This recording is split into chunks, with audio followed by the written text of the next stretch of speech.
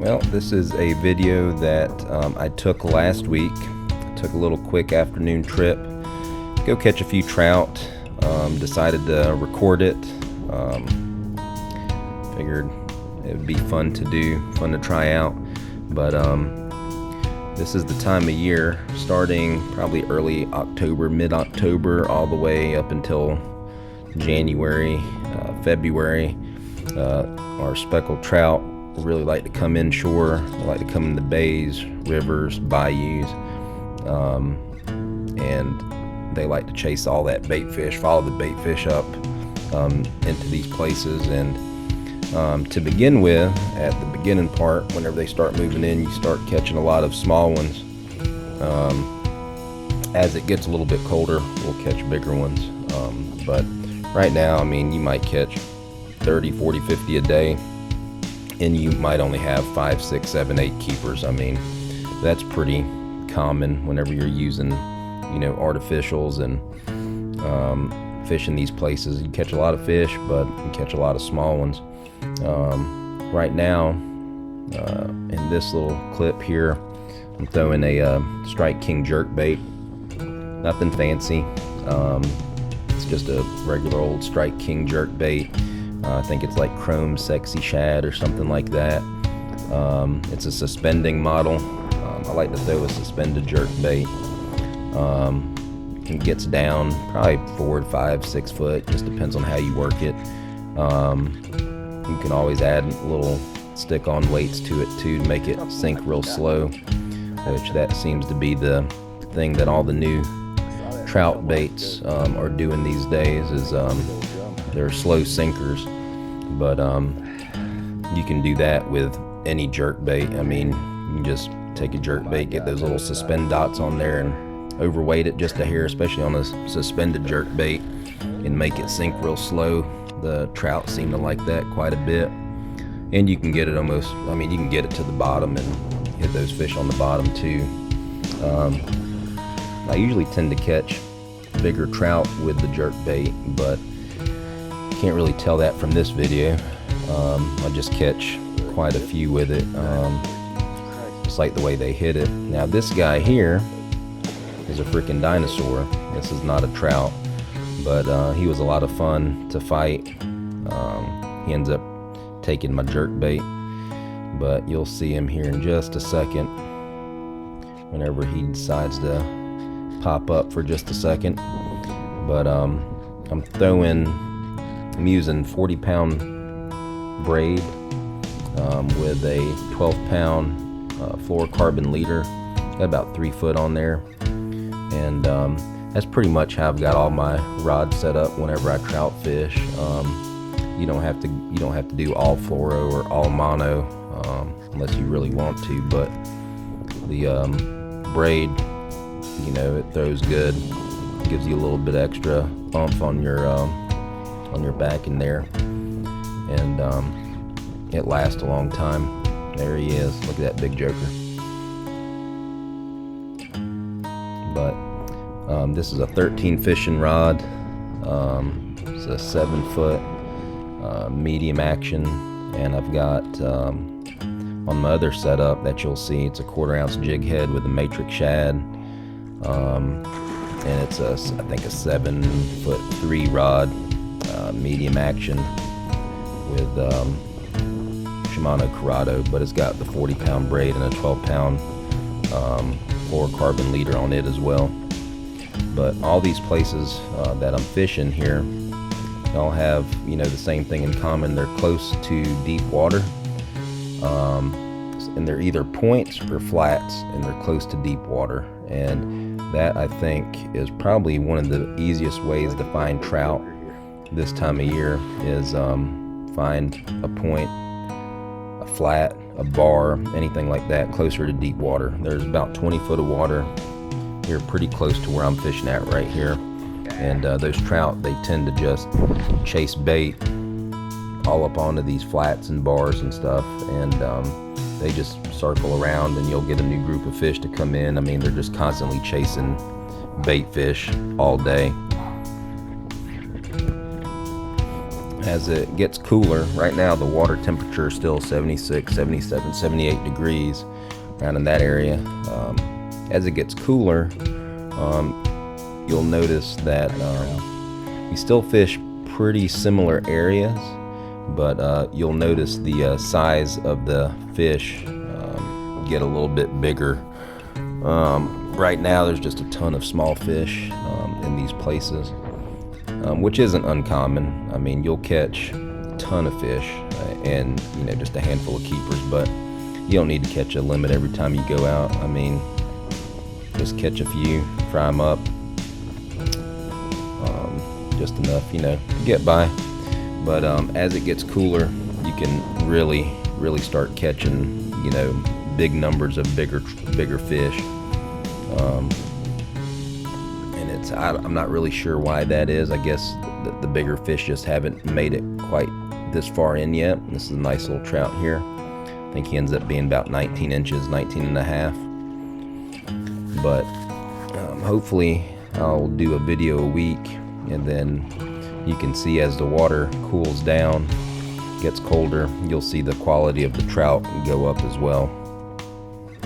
But baits, pretty much the same baits even whenever it cools down, but just fish maybe a little bit slower versus what I'm fishing right now with this jerk bait. This jerk bait, I'm really moving it, trying to get them to come up, trying to get a lot of flash out of it, trying to get them to come up and smack it. A couple of the main things to remember though is you can go back and forth through these areas and pick up fish on each pass whenever you go through these places. I mean, because the numbers of fish are just insane. They just keep coming back. They go back and forth.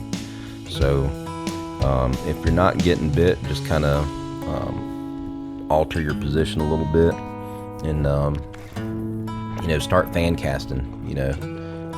These fish right now, they're not really holding on anything. They're chasing the bait fish up onto those bars and points and stuff. So and they're moving as the bait fish moves.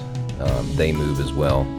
So you got to be careful with these little guys right here. They like to get hooks in your fingers. So be careful if you're dealing with them.